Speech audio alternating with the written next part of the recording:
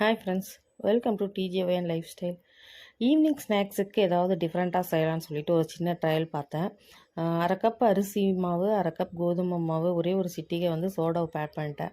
இதை வாழைப்பழம், பொட்டுக்கல்லையெல்லாம் ஆட் பண்ணி தான் செய்வாங்க. வாழைப்பழம் இல்லாதனால தான் நான் பேக்கிங் சோடா போட்டேன். இதை கருப்பட்டியை தண்ணி மாதிரி கரைச்சி அதை வடித்து எடுத்து ஊற்றிக்கிட்டேன். இதை நல்லா தோசை மாவு பக்கத்துக்கு பீட் பண்ணி எடுத்துக்கலாம், கட்டி இல்லாமல் பீட் பண்ணி எடுத்துகிட்டு இதை நம்ம பணியாரக்கல்லில் தான் ஊற்ற போகிறோம்.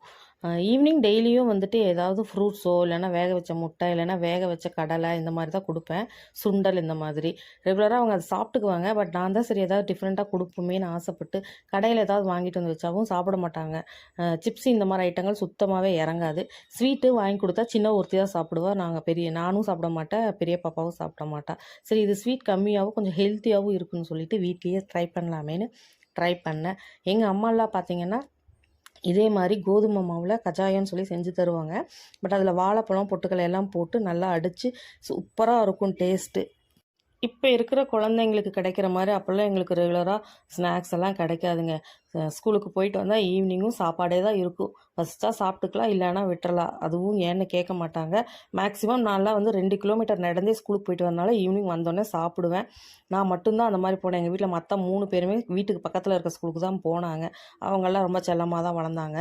நான் ஸ்கூலுக்கு போயிட்டு வந்தோடனே ரொம்ப டயர்டாக இருக்கும். வந்தோடனே சாப்பிட்டுட்டு விளையாடுவோம்.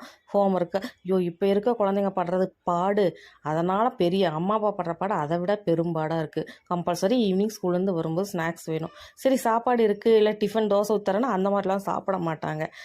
கண்டிப்பாக இந்த மாதிரி ஸ்நாக்ஸ் ஐட்டங்களாக கொடுத்தா தான் சாப்பிடுவாங்க.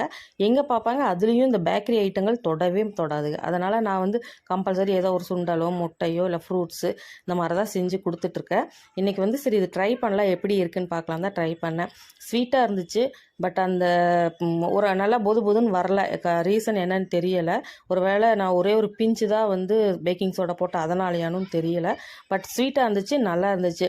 அதாவது ரொம்ப ஹார்டாக இல்லை, சாஃப்டாக தான் இருந்துச்சு. நீங்களும் இது மாதிரி ட்ரை பண்ணி பாருங்கள். பட் எப்படி வருதுன்னு எனக்கு தெரில. எங்கள் வீட்டில் ஃபஸ்ட் டைம் என்னால் சாப்பிட்டேங்க. மறக்காமல் சேனலை சப்ஸ்கிரைப் பண்ணிவிடுங்க.